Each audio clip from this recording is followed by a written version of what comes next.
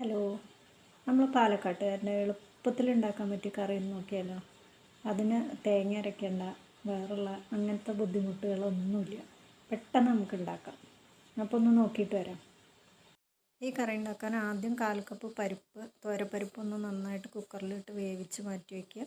ആ വേവിച്ച പരിപ്പിലേക്ക് ഒരു ചെറിയ കഷ്ണം കുമ്പളങ്ങ അല്ലെങ്കിൽ ഇളവൻ മുറിച്ച കറിയുടെ പാകത്തിന് മുറിച്ചിട്ട് അതും കൂടെ ചേർത്ത് കൊടുക്കുക. അതിലേക്ക് 1/4 ടീസ്പൂൺ മഞ്ഞൾപ്പൊടി, 1/4 ടീസ്പൂൺ മുതൽ 1/2 ടീസ്പൂൺ വരെയൊക്കെ ചേർക്കാം. 1 ടീസ്പൂൺ മുളക് പൊടി. ഞാനിവിടെ എടുത്തിട്ടുള്ളത് നല്ല എരിവുള്ള മുളക് പൊടിയാണ്, വീട്ടിൽ തന്നെ കഴുകി ഉണക്കി പൊടിച്ചിട്ടുള്ളത്. അപ്പോൾ എരിവൊക്കെ നിങ്ങളുടെ ഇതിനനുസരിച്ചിട്ട് ചേർക്കുക. തേങ്ങയൊന്നും ചേർക്കാത്തതുകൊണ്ട് കുറച്ച് എരിവുള്ളതായിരിക്കും അതിന് നല്ലത്. അപ്പോൾ അതിനനുസരിച്ച് ചേർക്കുക.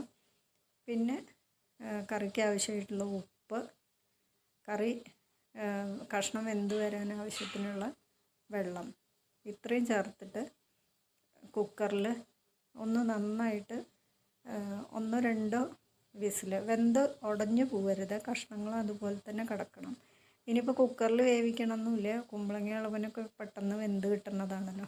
അപ്പോൾ നമുക്ക് പാത്രത്തിൽ അങ്ങനെ വെച്ച് വേവിക്കുകയാണെങ്കിൽ ഏറ്റവും നല്ലത് അതാണ്.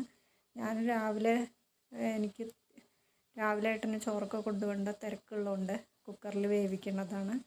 അതും വെന്ത് കഴിഞ്ഞ് കംപ്ലീറ്റ് വിസിൽ പോയി കഴിഞ്ഞാൽ അതിലേക്ക് 1 തണ്ട് കറിവേപ്പില ചേർക്കുക.